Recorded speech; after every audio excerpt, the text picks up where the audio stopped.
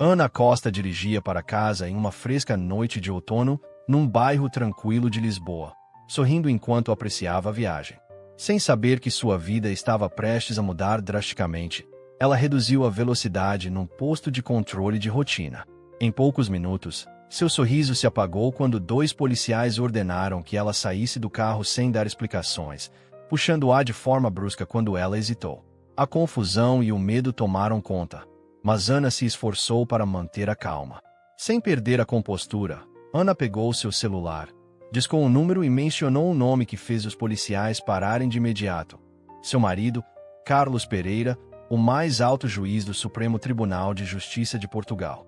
Antes de continuarmos, se você é novo por aqui, não esqueça de se inscrever e ativar o sininho para receber todas as atualizações. Se essa história te tocar, deixe seu comentário, pois seu apoio me incentiva a buscar mais relatos inspiradores e significativos. Era uma noite fresca de outono em Lisboa, com os postes iluminando as folhas caídas em tons quentes e uma brisa leve espalhando um frescor sutil. A cidade estava cheia de vida, carros circulavam pelo centro, pessoas se reuniam em cafés e corredores passeavam ao longo do Tejo. Entre os diversos veículos que retornavam para casa, destacava-se um sedã azul escuro, conduzido por Ana, uma renomada ativista dos direitos civis e empreendedora local. Nascida e criada na cidade, Ana estudou na Universidade de Lisboa e depois se formou em Direito em uma instituição de prestígio. Seu forte senso de justiça foi moldado por uma família dedicada ao serviço. Seu pai fora padre em uma paróquia pequena e sua mãe lecionava em uma escola da região. Rodeada de pessoas comprometidas, Ana sempre acreditou que a sociedade poderia melhorar com persistência e coragem. Agora, na casa dos 30, Ana desempenhava várias funções. Ela havia fundado uma organização sem fins lucrativos para ajudar jovens de comunidades carentes a conseguir bolsas de estudo, e foi nesse contexto que conheceu seu futuro marido, Carlos Pereira, que na época trabalhava como juiz em um tribunal local e se voluntariava em eventos comunitários. A conexão entre eles foi imediata. Ambos compartilhavam a paixão pela justiça e o compromisso inabalável com a comunidade. Com o tempo, Carlos ascendeu na carreira e se tornou o mais alto representante do poder judiciário em Portugal. Apesar de sua posição influente, Ana jamais se apoiou apenas na reputação do marido. Ela construiu seu próprio caminho, fazendo sua organização prosperar, conscientizando a população sobre questões sociais e aproximando comunidades marginalizadas dos formuladores de políticas. Seu nome era frequentemente mencionado em reuniões da Câmara Municipal, manifestações e programas de TV locais. Nessa noite, após concluir uma palestra sobre um novo programa de bolsas em um centro comunitário, nos arredores de Lisboa, Ana decidiu voltar para casa. O programa, que ajudava jovens com poucos recursos a ingressarem nas áreas de ciência e tecnologia, havia sido o tema central da reunião, na qual ela permaneceu até o final para atender cada participante. Finalmente, quando o crepúsculo se instalou, ela entrou em seu sedã e partiu, imersa em pensamentos sobre os próximos passos para sua organização. Ao entrar em uma rua pouco iluminada, seu celular vibrou com uma mensagem de texto de sua irmã, Sônia, lembrando-a do aniversário próximo da mãe. Um recado que sempre enchia seu coração de alegria. Mas, naquele exato instante, dois faróis surgiram no retrovisor.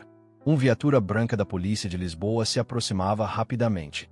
Ana supôs que se tratava de uma verificação de rotina, talvez para checar se alguma luz estava queimada, e continuou dirigindo.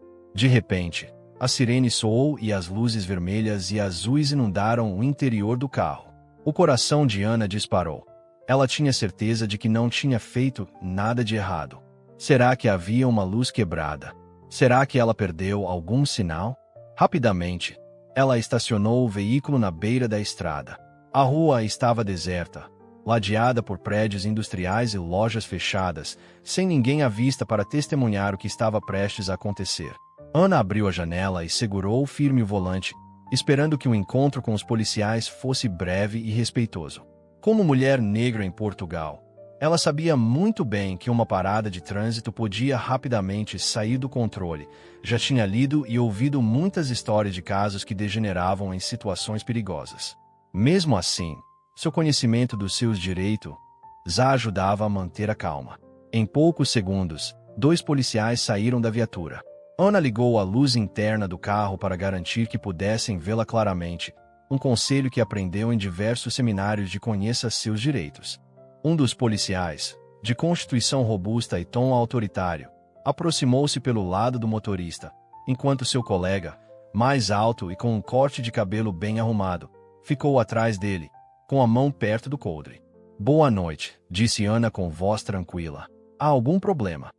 O policial robusto examinou-a com um olhar sério, e sem oferecer qualquer cordialidade, pediu seus documentos e os papéis do carro. Ana assentiu e, com um leve tremor, retirou os papéis da luva do volante, embora sentisse um aperto no estômago. Enquanto entregava os documentos, ela percebeu que o outro policial a observava atentamente, avaliando não só os papéis, mas também seu veículo e o fato de ela ser uma mulher negra bem vestida. Aguarde aqui, ordenou ele de forma ríspida, dando meia volta para retornar à viatura. Essa ordem simples fez Ana estremecer, embora ela se lembrasse de que não tinha nada a esconder e que a lei estava do seu lado. No entanto, algo na postura agressiva dos agentes e no local deserto, sem câmeras nem transeuntes, a deixou inquieta.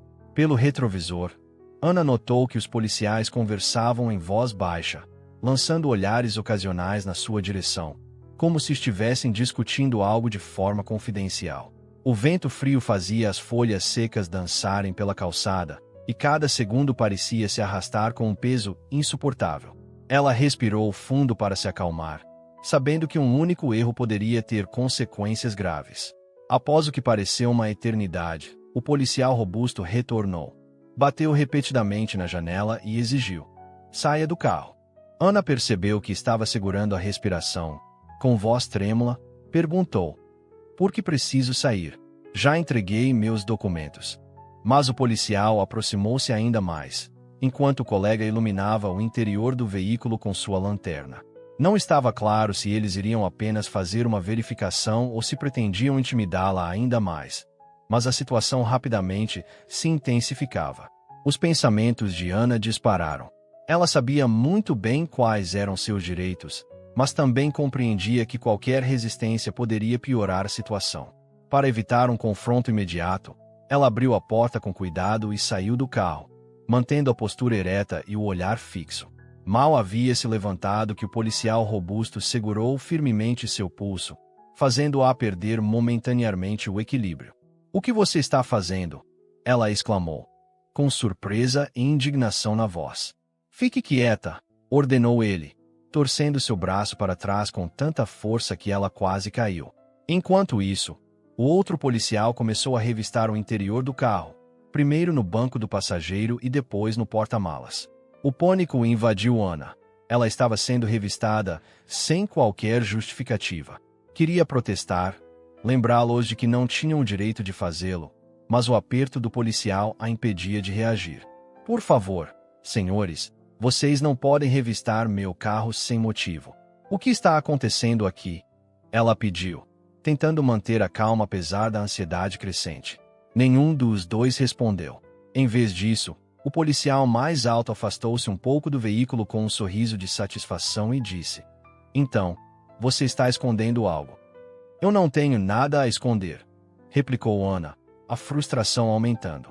Vocês não têm o direito de me silenciar. O policial robusto apertou ainda mais seu aperto, fazendo com que Ana sentisse uma dor aguda em seu ombro.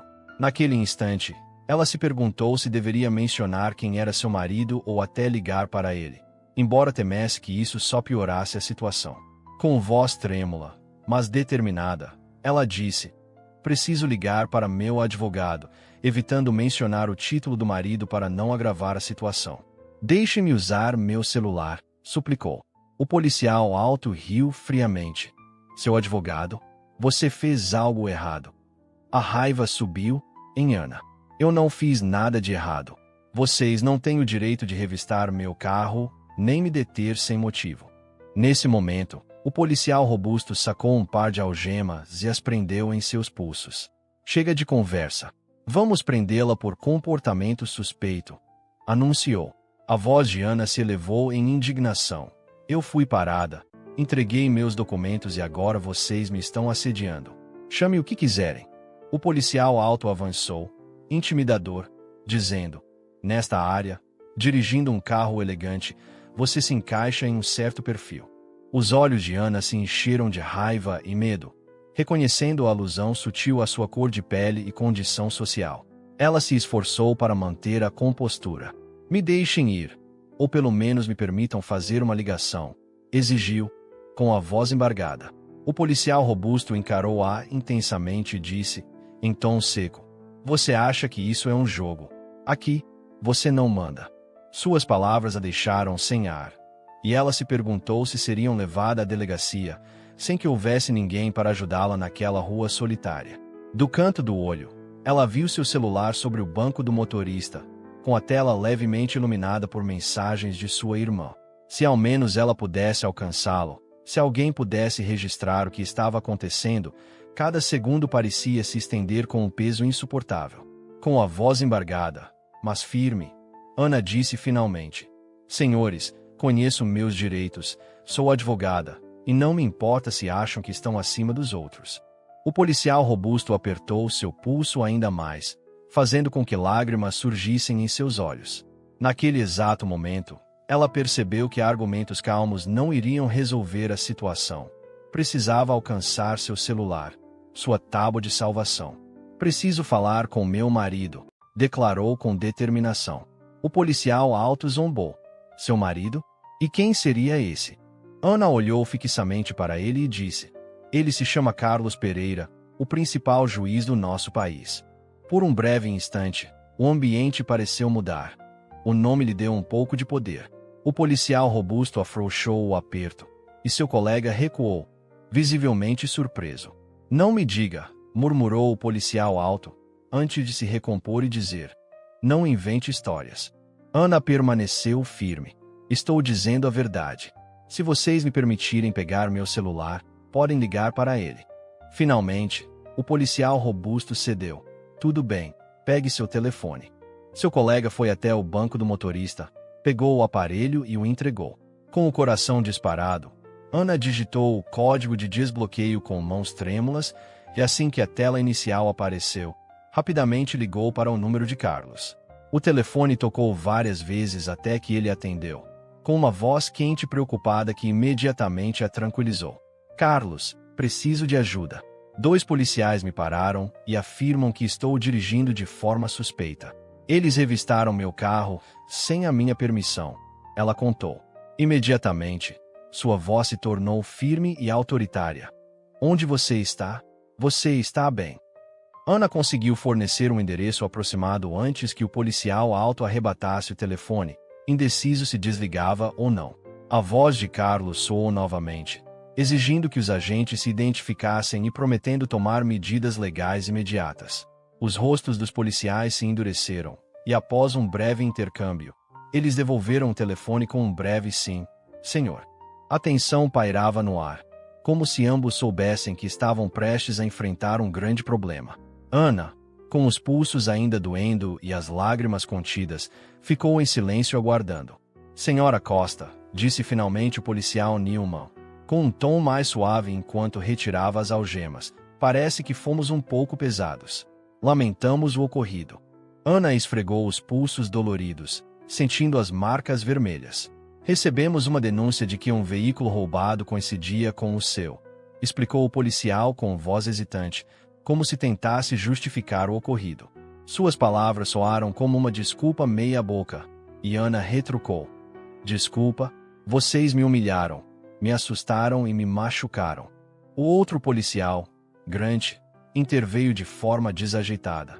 Faremos um relatório dizendo que houve um erro, e depois você poderá ir embora. Nada aconteceu. Ana replicou, incrédula. Nada aconteceu? Eu passei um momento de terror. Seus comentários deixaram os policiais sem resposta, e suas fardas agora pareciam pesar sobre eles como âncoras, enquanto a culpa e a vergonha se refletiam em seus rostos. Ana se aproximou e, com voz firme, disse: não vou deixar isso passar. Luto há anos contra esse tipo de abuso, e vocês serão responsabilizados. Nesse momento, O som de outra sirene interrompeu a conversa. Uma segunda viatura chegou e um sargento desceu do veículo. Ao ver Carlos Pereira, o sargento tirou o boné em sinal de respeito. Juiz Pereira, disse ele, com um tom cauteloso, recebemos uma queixa de um cidadão. Poderia nos explicar o que aconteceu? Ana avançou, com voz clara e decidida, relatou. Esses policiais me pararam ilegalmente, revistaram meu carro, me algemaram e me agrediram fisicamente, sem nenhuma justificativa. O sargento examinou Ana, depois Carlos, e finalmente, os policiais abatidos. Entendi, murmurou. Preciso anotar todas as declarações. Uma repórter, que ainda filmava, perguntou. Isso significa que hoje vocês vão iniciar uma investigação oficial? Sim, respondeu o sargento, atento à presença da mídia. Policiais Newman e Grant. Por favor, entreguem seus relatórios e as gravações das câmeras corporais assim que chegarmos à delegacia. Ana não pôde deixar de sorrir ao pensar nas câmeras corporais. Ela não tinha visto nenhuma nas fardas e suspeitava que, se existissem, talvez tivessem sido apagadas ou estivessem inutilizáveis. Ainda assim, sentiu que, finalmente, os mecanismos de responsabilização estavam em movimento. Carlos colocou o braço ao redor dela e a conduziu para fora do grupo dos policiais. Vamos seguir pelo caminho legal? Depois, garantir que você seja atendida por um hospital, disse ele. Ana assentiu enquanto o efeito do adrenalina diminuía, deixando um profundo incômodo em seus músculos. Ao olhar para trás e ver as expressões envergonhadas dos policiais, ela se encheu de determinação. Aquilo não podia ficar impune. O que havia acontecido naquela noite seria o estupim para um amplo debate sobre a cultura policial, o perfil racial e a necessidade de reformas urgentes em Lisboa e além. E ela estava pronta para lutar com todas as forças. Sob um céu estrelado, Ana apertou a mão de Carlos para buscar força. Isso era apenas o começo. 3 dias depois, a imprensa local explodiu com a notícia. A esposa de um alto juiz havia sido detida e algemada num suposto caso de perfil racial. Tanto os meios regionais quanto os nacionais cobriram o caso, e um vídeo gravado por uma amiga repórter se espalhou rapidamente pelas redes sociais, gerando debates intensos sobre a conduta policial em uma cidade que ainda carregava a cicatriz de eventos passados. Ana acompanhava as notícias de casa, enquanto seu celular não parava de tocar com mensagens de apoio e indignação. Apesar dos hematomas nos pulsos e da dor persistente no ombro, seu espírito permaneceu inabalável. Pelo contrário, ficou ainda mais firme. Carlos havia agendado uma coletiva de imprensa para aquela tarde. Embora, por seu cargo, ele não pudesse intervir diretamente na investigação criminal, sua declaração pública teria um peso enorme. Enquanto isso, a polícia tentava controlar a situação e o prefeito garantia que haveria total transparência na investigação, afirmando: todos os olhos estão voltados para nós. Durante o café da manhã, Ana disse a Carlos: não podemos deixar que isso seja varrido para debaixo do tapete. Ele assentiu, mexendo o café com expressão séria, sabendo que as investigações internas muitas vezes demoravam. Por isso, marquei uma reunião com grupos de direitos civis, associações de bairro e já registrei uma queixa formal na Secretaria de Igualdade da cidade, explicou Ana com um sorriso leve, ao que Carlos respondeu com orgulho, sempre 2 passos à frente. Pouco tempo depois, o celular de Ana tocou novamente, desta vez exibindo o nome de um capitão da polícia. Com um olhar cúmplice para Carlos, ela atendeu. Boa tarde, aqui é o Capitão Verde. Sua voz era calma, mas carregava uma tensão perceptível. Ligo para pedir desculpas em nome do departamento. Iniciamos uma investigação completa contra os agentes e gostaríamos de convidá-la para prestar um depoimento de acompanhamento. Ana respondeu com firmeza. Agradeço, mas não me interessam mediações fechadas que evitam a verdadeira responsabilidade. Vou buscar todas as vias legais. Após um breve suspiro, o capitão concluiu. Minha porta está sempre aberta, caso mude de ideia. Ao desligar, Ana lançou um olhar decidido para Carlos. Eles querem controlar a narrativa, mas isso precisa ser mais do que uma simples desculpa pessoal. Tem que ser o catalisador da mudança. Carlos apertou sua mão com firmeza. Você tem todo o meu apoio. Naquela tarde, Carlos subiu ao palco diante de um grupo de jornalistas e cidadãos em frente ao Palácio da Justiça, onde uma multidão de ativistas e pessoas preocupadas se reuniu. Muitos seguravam cartazes com frases como "Justiça para todos" e "Basta de discriminação". O sol brilhava no edifício, destacando a importância do momento. Após alguns instantes de silêncio, Carlos começou. Boa tarde. Muitos de vocês sabem que minha esposa, Ana Costa, foi submetida a uma detenção injusta e a um tratamento traumático por 2 policiais da Polícia de Lisboa. Embora eu deva manter a imparcialidade, como marido, estou profundamente entristecido e indignado.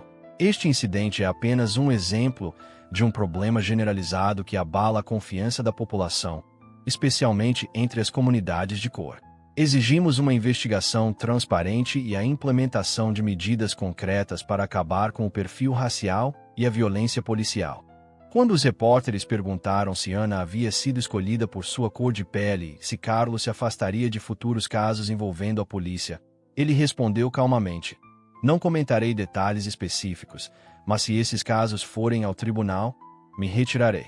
Em seguida, convidou Ana a compartilhar sua experiência. Com o coração acelerado, ela subiu ao púlpito e declarou: "Não estou aqui apenas como esposa de um juiz, mas como alguém que foi detida, algemada e agredida injustamente, simplesmente por dirigir sendo negra. Isso não me afeta apenas a mim, mas a todas as pessoas que sofrem com um sistema falho. Hoje, levantamos nossas vozes para exigir uma mudança real." A multidão aplaudiu fortemente, e quando lhe perguntaram quais seriam os próximos passos, Ana afirmou: "Vou entrar com uma ação por violação dos direitos civis e trabalhar com organizações como a ACLU para promover reformas na formação, supervisão e controle da polícia. Também exijo que a cidade organize uma assembleia pública para discutirmos esses problemas." Depois da coletiva, os apoiadores se aproximaram de Ana. Alguns queriam tirar fotos, outros compartilharam suas próprias histórias de abuso policial. Ana ouviu atentamente uma mãe solteira que contou como seu filho havia sido importunado pela polícia, e um jovem que relatou ter sido agredido com um taser durante uma abordagem arbitrária. Carlos permaneceu ao seu lado, oferecendo palavras de conforto. Quando a noite se aproximou, eles partiram juntos para casa. Rebeca, a repórter, chegou ofegante e disse: "Ana, já acompanho esses casos há anos, mas isso pode ser o ponto de virada." Com voz cansada, Ana respondeu: "Não se trata só de mim. Isso é um marco para Lisboa, talvez para todo o país." O celular de Rebeca continuava tocando, e mais uma vez Ana apareceu nos manchetes. As emoções eram conflitantes.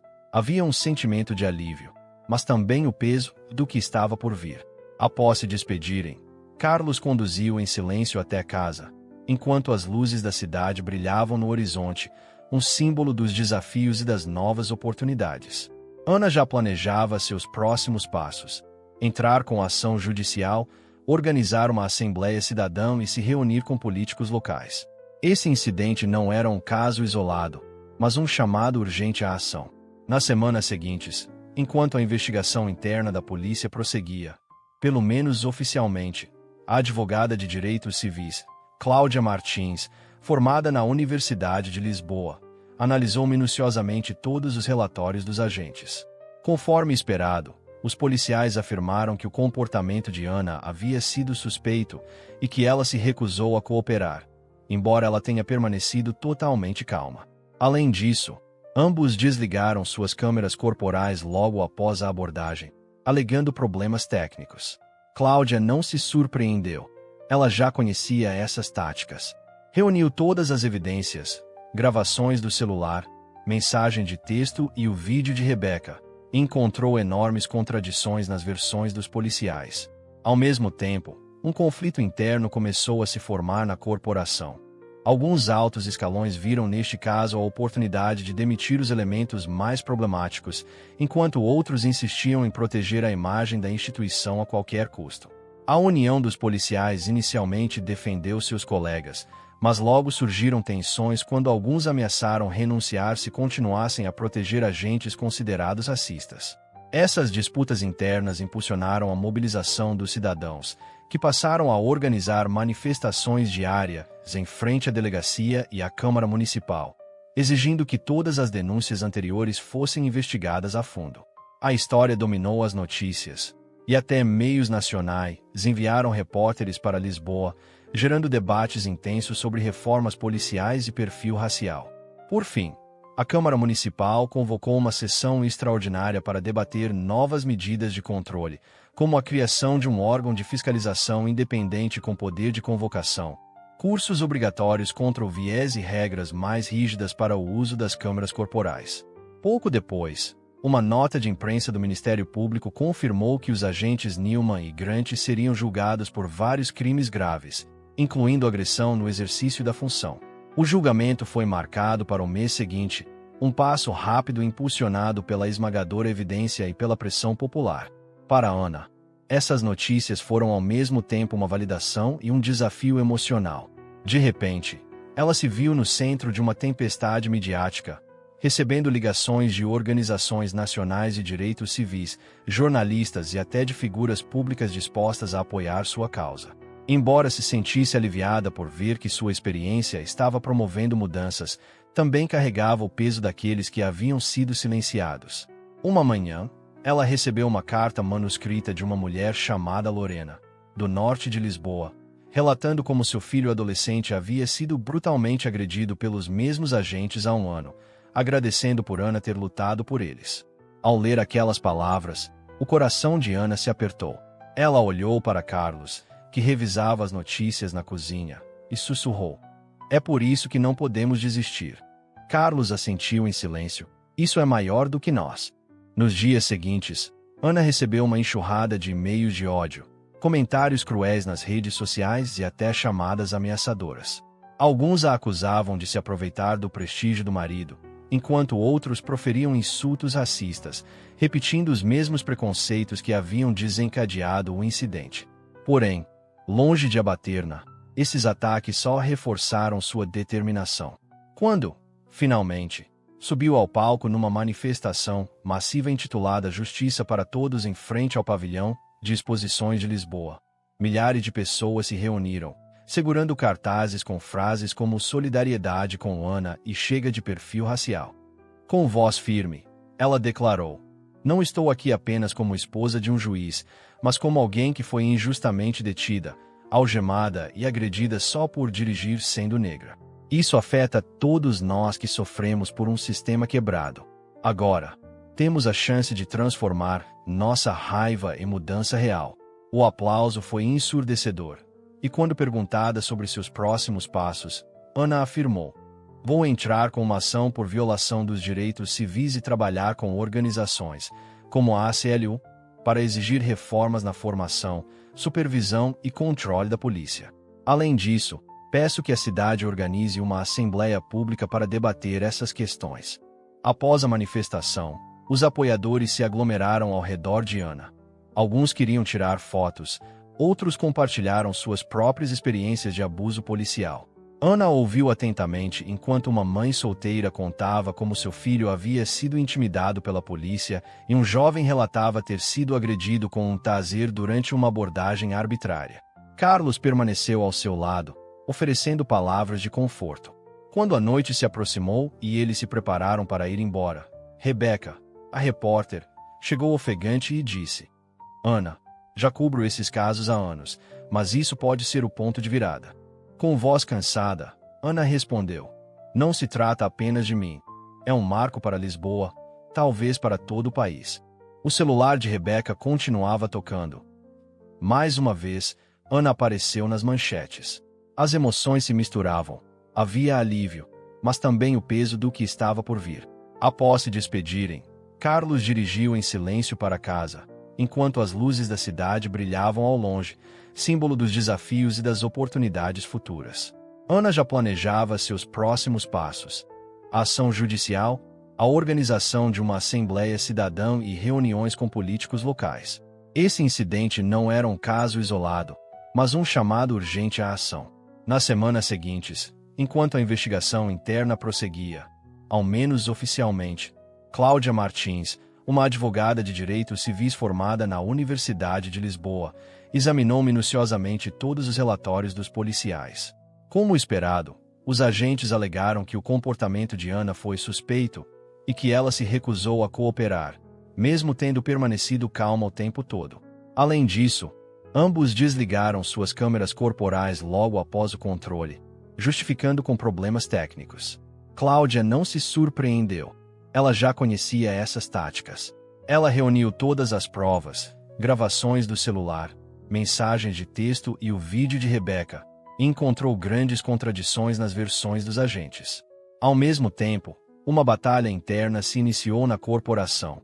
Alguns altos escalões viam nessa situação a chance de demitir os elementos mais problemáticos, enquanto outros queriam proteger a imagem da polícia a qualquer custo.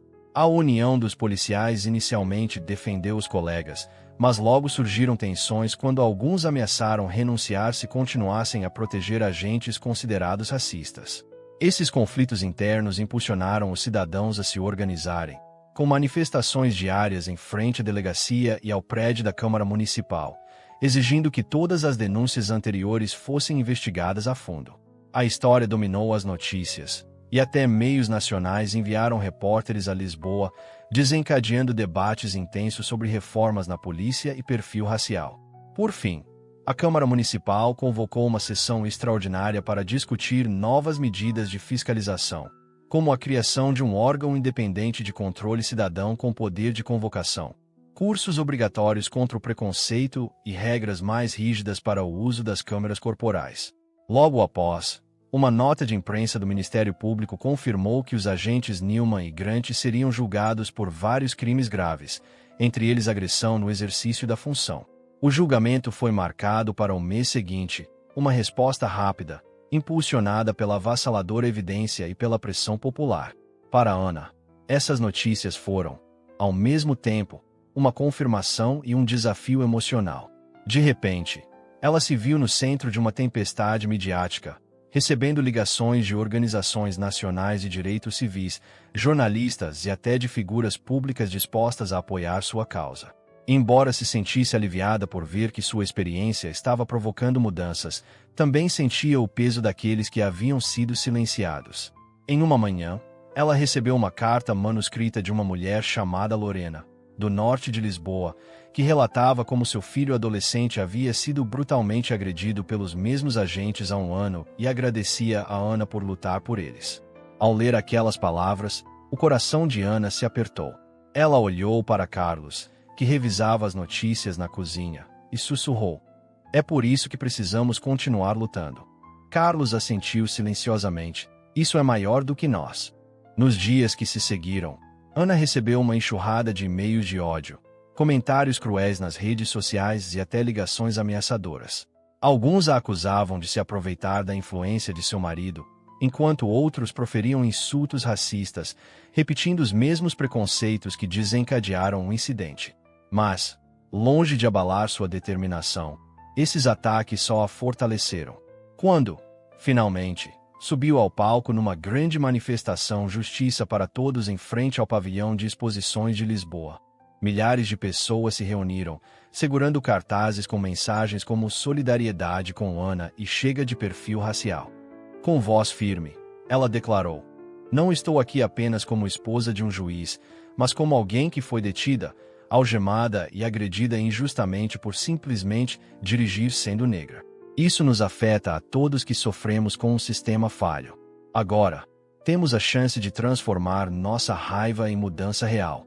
O aplauso foi estrondoso, e quando perguntada sobre seus próximos passos, Ana afirmou: "Vou entrar com uma ação por violação dos direitos civis e trabalhar com organizações, como a ACLU, para exigir reformas na formação, supervisão e controle da polícia.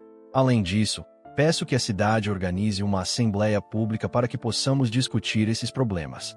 Após a manifestação, os apoiadores se aglomeraram ao redor de Ana. Alguns queriam tirar fotos, outros compartilharam suas próprias histórias de abuso policial. Ana ouviu atentamente uma mãe solteira que contou como seu filho havia sido intimidado pela polícia e um jovem que relatou ter sido agredido com um taser durante uma abordagem arbitrária. Carlos permaneceu sempre ao seu lado, oferecendo palavras de consolo.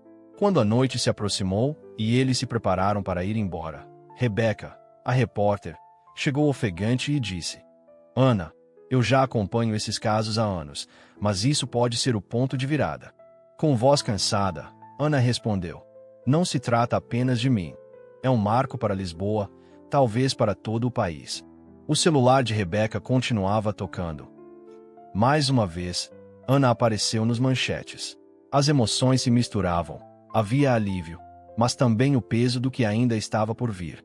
Depois de se despedirem, Carlos dirigiu em silêncio para casa, enquanto as luzes da cidade brilhavam no horizonte, símbolo dos desafios e das novas oportunidades. Ana já planejava seus próximos passos: entrar com a ação judicial, organizar uma assembleia cidadã e se reunir com políticos locais. Esse incidente não era um caso isolado, mas um chamado urgente à ação. Finalmente, os agentes Newman e Grant optaram por um acordo que implicou penas mais leves, a fim de evitar um longo processo. Eles admitiram ter agido de maneira discriminatória e abusado de seu poder, e se desculparam publicamente em um tribunal lotado de repórteres, ativistas e apoiadores. Suas desculpas soaram vazias para muitos, mas foi um dos raros momentos em que a polícia reconheceu seu erro. Carlos assistiu ao julgamento de forma discreta, mantendo sua postura profissional. Quando a sentença foi proferida, ele soltou um suspiro de alívio, consciente de que, embora esses dois fossem punidos, muitos outros continuariam a patrulhar as ruas. Ana sentou-se em silêncio na sala de audiências enquanto o juiz impunha uma pena de liberdade condicional, serviço comunitário obrigatório, cursos de sensibilização e a revogação definitiva da licença policial em Portugal. Embora alguns ativistas esperassem penas mais severas, Ana viu aquilo como um passo importante para garantir que esses homens nunca mais pudessem exercer funções policiais. Ao sair do tribunal, enquanto as câmeras piscavam, Ana declarou brevemente: Hoje se fez justiça no meu caso, mas nossa luta está longe de acabar. Devemos continuar lutando por todos que sofrem com a violência policial, até que a verdadeira igualdade seja alcançada. Em seguida, ela e Carlos saíram discretamente por uma porta lateral, evitando a imprensa. Lá fora, sob o sol invernal que brilhava sobre a neve recém-caída, eles caminharam de mãos dadas até o carro. Você conseguiu, sussurrou Carlos ao abrir a porta para ela. Transformou sua dor em um impulso para a mudança. Ana sorriu ternamente. Conseguimos, e também todas as pessoas que estiveram ao nosso lado, respondeu. Carlos beijou sua testa antes de assumir o volante. Enquanto o motor rugia suavemente, Ana olhou para as escadarias do Palácio da Justiça, onde alguns manifestantes ainda seguravam cartazes exigindo reformas mais amplas. Ela compreendeu que os movimentos sociais nunca terminam. Eles evoluem enquanto as pessoas se levantam para lutar. Nas semanas seguintes, Ana continuou seu trabalho como ativista e à frente de sua organização sem fins lucrativos, que agora também oferecia programas de mentoria para jovens interessados em carreiras na área do direito e da justiça. Ela acreditava firmemente que era fundamental criar pontes entre a polícia e a comunidade. Em uma manhã, no saguão do recém-inaugurado Centro de Igualdade, financiado por generosos doadores locais, Ana se dirigiu a um grupo de crianças e adolescentes de bairros carentes. Alguns participavam de aulas de reforço, outros buscavam informações sobre bolsas de estudo universitárias. Quando o ambiente ficou em silêncio, Ana pegou o microfone e disse: Bem-vindos ao Centro de Igualdade. Este espaço é de vocês, futuros estudantes, líderes, ativistas e até aqueles que um dia serão juízes ou policiais, capazes de mudar o sistema de dentro para fora. Lembrem-se sempre, se alguém tentar fazê-los sentir pequenos, mostrem o quão fortes vocês realmente são. Nossa cidade mudou porque não nos calamos. Sou a prova viva de que a sua voz pode derrubar barreiras. O público explodiu em aplausos, e Ana se sentiu renovada. Embora Lisboa ainda carregasse cicatrizes, o espírito da comunidade era inabalável. Para cada policial injusto, havia cidadãos dispostos a lutar. Mais tarde, em seu escritório, Ana contemplou uma foto emoldurada dela e de Carlos, ao lado de imagens de sua família. Passou os dedos suavemente pela moldura, relembrando o quão perto estivera do desastre, e entendeu que aquela experiência lhe havia dado um propósito claro: transformar sua dor em um plano de justiça, em um guia para os outros. Embora ainda sentisse a ardência das algemas e a humilhação daquela noite, ela também recordava o apoio caloroso de Carlos, o clamor da comunidade e o poder inabalável da verdade. Sua história começou na escuridão de uma rua solitária, mas agora brilhava com a promessa de um novo amanhecer, um amanhecer que pertencia a todos que lutavam pelo que era certo. Obrigado por acompanhar essa jornada intensa, desde um assustador controle noturno em uma rua deserta até uma luta triunfal por responsabilidade e reforma. A experiência de Ana nos mostra que a injustiça pode nos atingir no momento menos esperado, mas que, com coragem e união, até os momentos mais sombrios podem se transformar em oportunidades de mudança. Ao enfrentar os agentes que abusaram de seu poder, ela expôs as falhas sistêmicas que afetam a vida de tantas pessoas diariamente. Sua determinação inabalável impulsionou reformas há muito necessárias numa cidade sedenta por mudança real, e sua história continua enquanto lutamos por aqueles que não conseguem se defender sozinhos. Se essa história te tocou, faça sua voz ser ouvida. Compartilhe e ajude a construir um futuro mais justo para todos.